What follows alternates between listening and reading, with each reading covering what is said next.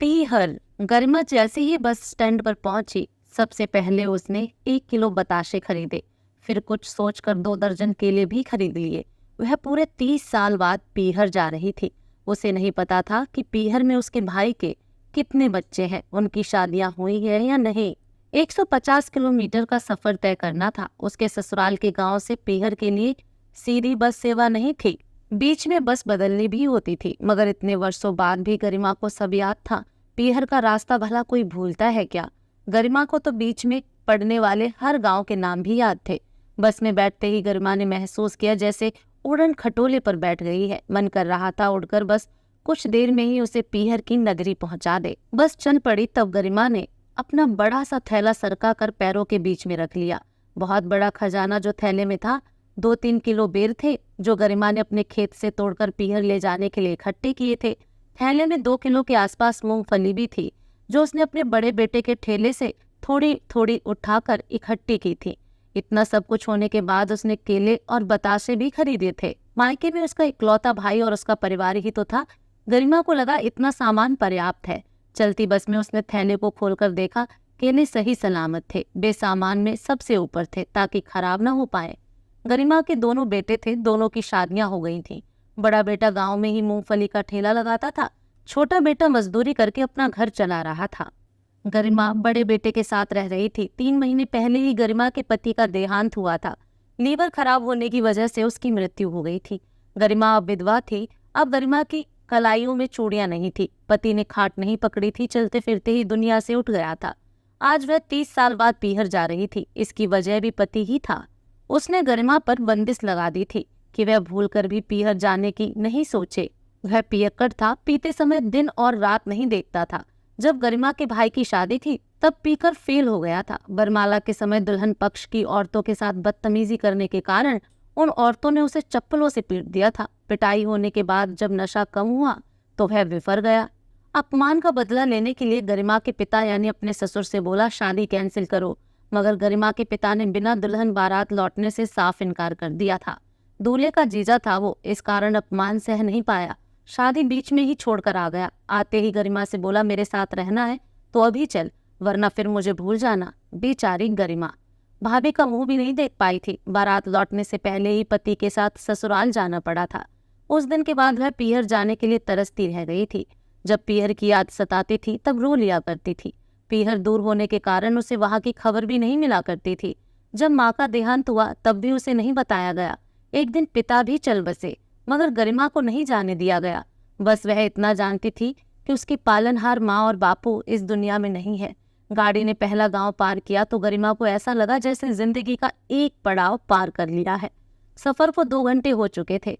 गरिमा ने बस भी बदल ली थी। अब 3 गांव के बाद उसका गांव आने वाला था।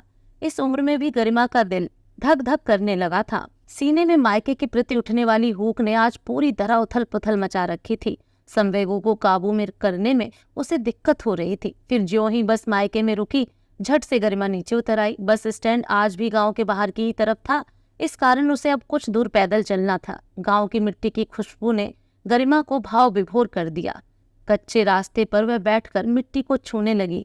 उसमें उंगलियों से लीक खींचने लगी। ऐसे लग रहा था जैसे अनपढ़ गरिमा उस पर हस्ताक्षर करके कह रही हो, माँ मैं आ गई हूँ। गरिमा बिटिया कहाँ बैठ गई? शाम होने को है, आजा घर चले। अचानक उसे लगा जैसे बापू ने उसे पुकारा हो। वह झट से खड़ी हो गई, बोली आई बापू। मगर चारों ओर नजर फैलाने के बाद भी उसे बापू कहीं नजर नहीं आए। उसने हंसकर माथे पर हल्की सी थाप लगाई, फिर बोली पागल। कुछ दूर ही चली थी कि फिर उसे एक आवाज सुनाई दी, गरिमा आजा झूला झूले। गरिमा ने पहचाना, ये तो कविता की आवाज थी। बचपन की खास सहेली थी उसकी। उसने चारों तरफ देखा तो उसे नीम का पुराना पेड़ दिखाई दिया। वह हृदय के आगे मजबूर होकर पेड़ के पास पहुंची, फिर उसके मोटे तने पर हाथ फिराने लगी। पेड़ के ऊपर आजा गरिमा, इधर देख मैं यहाँ हूँ। दोबारा उसे कविता की आवाज सुनाई दी। वह ऊपर देखते हुए पेड़ों की शाखाओं को सूनी आंखों से निहारने लगी। वह फिर से आगे बढ़ने लगी। उसने देखा गांव में अब पहले की तरह कच्चे घर नहीं रहे। रास्तों में भी सीमेंट की सड़कें बन गई थी, मगर गलतियां तो वही थी जिन पर चलते हुए उसका बचपना गुजरा था, जिन पर चलते हुए उसने जवानी में कदम रखा था। सामने उसे गोपाल हलवाई की दुकान दिखाई दी, जहां वह बापू की उंगली पकड़कर आया करती थी। फिर बापू उसे 1 रुपए की जलेबी दिलवाया करते थे। वह पूरी कुरकुरी जलेबियां कचर कचर खा जाया करती थी। दुकान के पास पहुंची तो देखा दुकान अब खंडर बन चुकी थी। गोपाल हलवाई की कोई संतान नहीं थी, इस कारण उसके गुजरते ही घर दुकान सब उजड़ गया था। थोड़ा और आगे चली तो उसे कुआं दिखाई दिया, जिससे वह माँ के साथ पानी भरकर ले जाया करती थी। घड़ा उठा दे गरिमा, किधर रह गई तू? अरे देर हो रही है, घर जाकर तेरे बापू के लिए रोटियां भी तो बनानी है। आई माँ, कहते हुए वे कुएं की तरफ लपकी। गरिमा को पागलों की तरह कुएं की तरफ जाते देखकर रास्ते में जाती 2 औरतें रुककर देखने लगी। उनमें से एक औरत बोली, कोई पागल लगती है। गरिमा कुएं के पास पहुंची तो देखा कुआं भी अब टूट फूट चुका था। कुएं के पास अब नलकूप बन चुका था, जिससे गांव में पानी की सप्लाई हो रही थी। वह घर की तरफ चल दी। रास्ते में खड़ी औरतों की तरफ उसने देखा भी नहीं। ज्यों ही घर के द्वार पर पहुंची, उसकी चाल तेज हो गई। चौक में खाट डाले हुक्का पी रहे भाई को देखते ही वह रो पड़ी। बोली, अखिलेश। ढलती सांझ में भाई ने उसे गौर से देखा, फिर बोला, माँ बाप के मरे पर भी नहीं आ सके, अब क्या लेने आई हो? वर्षों बाद भाई को देख रही थी, सोचा था गले से लगाएगा और वह सारे दर्द भूल जाएगी, मगर उसने तो पहचानते ही विष उगलना शुरू कर दिया था। कैसे आती रे? तुम लोगों ने मेरी शादी की एक राक्षस से की थी जो पत्थर का बना था। अखिलेश की पत्नी भी बाहर निकल आई। आते ही बोली, कौन है जी? अखिलेश हिकारत से बोला, वही मेरी बहन है जो हमारी शादी वाले दिन अपने पति के साथ चली गई थी। आज 30 वर्ष बाद लौटी है, ये देखने के लिए कि हम लोग जिंदा हैं या मर गए। वह रो पड़ी। बोले, इतना कड़वा मत बोल भाई, सहन नहीं होता। 2 घड़ी के लिए आई हूँ, सुबह वापस चली जाऊंगी। रात को 2 रोटियां खिला देना, बस इतना सा मान रख ले। और जली कटी सुनाने से पहले ये भी बता दे कि मैं तो जेल में थी, जहाँ मेरी मर्जी नहीं चलती थी, मगर तू तो आ सकता था ना, इतना देखने के लिए ही आ जाता कि जी रही हूँ या मर गई। भाई बेरुखी से बोला, हमारे लिए तो तू उसी दिन मर गई थी जब तेरे पति ने मेरी शादी में बखेड़ा खड़ा किया था।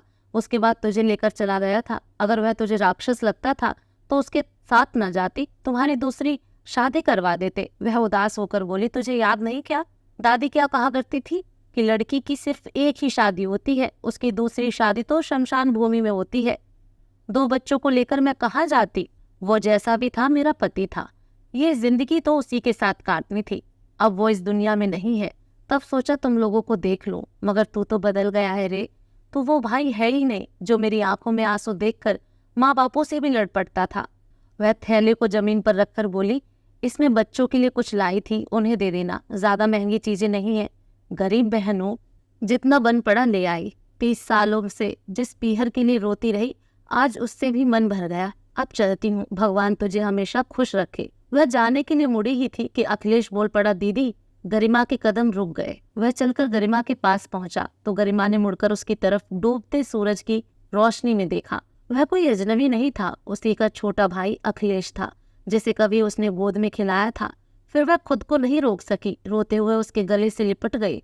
फिर दोनों एक साथ रो पड़े। उन्हें रोते देखकर अखिलेश के बच्चे और पत्नी भी अपने आंसुओं को नहीं रोक सके। फिर सारे गिले शिकवे आंसुओं में बह गए। उसके बाद गरिमा 10 दिन पीहर में रही, जी भर के बाबुल की गलियों में घूमी।